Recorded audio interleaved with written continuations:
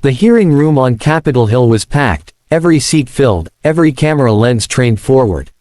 The glare of the overhead lights bounced off polished mahogany desks, microphones humming as representatives and witnesses prepared for another heated day. It was supposed to be just another session, another exchange of partisan barbs that the public would scroll past on their phones. But what unfolded between Pam Bondi and Representative Jasmine Crockett would leave Congress stunned, trending across every major platform within minutes. Pam Bondi, the former Florida Attorney General and a sharp-tongued conservative figure, sat at the witness table. She adjusted her blazer, cleared her throat, and leaned into the microphone. Everyone knew her reputation: fiery, relentless, and unafraid of confrontation. Today, she had been called to testify about legal maneuverings tied to ongoing political controversies, but as always, the line between legal discussion and political theater blurred quickly. Across from her, Representative Jasmine Crockett of Texas prepared to speak. Known for her sharp wit, commanding presence, and fearless clapbacks, Crockett had become a rising star in Democratic circles. With her signature bold style, she had turned committee hearings into viral spectacles before, and she had no intention of backing down today. The tension simmered before a single word was exchanged. Crockett leaned forward, her tone measured but piercing. "Ms. Bondi, you've made several claims today about the motivations behind these investigations," she began, "but what I want to know is simple. Are you presenting evidence, or are you presenting political spin?" Bondi narrowed her eyes. The room's atmosphere thickened. "I'm presenting facts, Representative," she shot back. "Facts that your side doesn't want to hear. Facts that the American people deserve." Crockett didn't flinch. She folded her arms, letting the silence linger before she spoke again. "Facts don't require yelling. Facts don't crumble under scrutiny. So, let's put yours to the test." The crowd of staffers, journalists, and aides leaned in. This was the matchup they had been waiting for. Bondi bristled. "I don't need a lecture from you on facts, Representative. I've spent my entire career in courtrooms, unlike some people here who think shouting makes them right. And then it happened. You're lying." Bondi suddenly yelled, her voice echoing across the chamber. The outburst was sharp, cutting through the committee room like a blade. Gasps rippled through the audience. Members shuffled in their seats.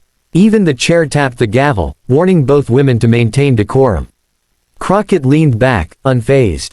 Slowly, deliberately, she adjusted her glasses and locked eyes with Bondi. Then, with a calmness that contrasted starkly with Bondi's fury, she delivered the line that would ricochet across the internet. "If I'm lying, Ms. Bondi, then you should be able to prove me wrong. But what you've offered here today is not truth, it's theater. And Congress is not your stage." The room went silent. Even Bondi, normally quick with a retort, faltered for a moment. Crockett continued, her voice steady, commanding. "Every time a woman like you decides to raise her voice instead of raising her evidence, you diminish the very profession you claim to represent. You want to talk about lies. Let's talk about the legal cases you lost when your arguments collapsed under their own weight. Let's talk about the times the courts found your positions legally unsound. That's not my opinion, that's the record." Bondi tried to interject, but Crockett held up a hand. The audience erupted in murmurs as the congresswoman pressed forward. "You call me a liar because it's easier than admitting you don't have the answers. But shouting does not make you right. And if the best you can do in front of the American people is yell accusations, then maybe the problem isn't with me, it's with the weakness of your argument." The blow landed hard. Cameras zoomed in on Bondi's tightening jaw, her composure cracking under Crockett's surgical precision. For once, Bondi seemed cornered, her usual arsenal of fiery comebacks muted. The committee chair attempted to regain control. "Order, order," he called, but the damage was already done. The clash had become the centerpiece of the hearing. Bondi leaned forward, her voice dropping lower, almost a growl. "You're twisting the truth, Representative. That's what you do. You make speeches for the cameras while people like me actually fight for justice." Crockett tilted her head, smiling faintly. "Justice doesn't scream, Ms. Bondi. It speaks for itself. And right now, justice is watching you try to turn this into a circus." The words cut deep. Even members of the committee who usually clashed with Crockett couldn't suppress a smirk. The reporters in the back scribbled furiously, already drafting headlines. The exchange didn't end there. Bondi, realizing she had lost the upper hand, attempted to pivot, framing herself as a victim of political bullying. "This is what happens," she said, her tone now tinged with indignation, "when anyone dares to challenge the democratic narrative. You attack, you smear, you silence." But Crockett was ready. "Silence," she said, leaning forward again.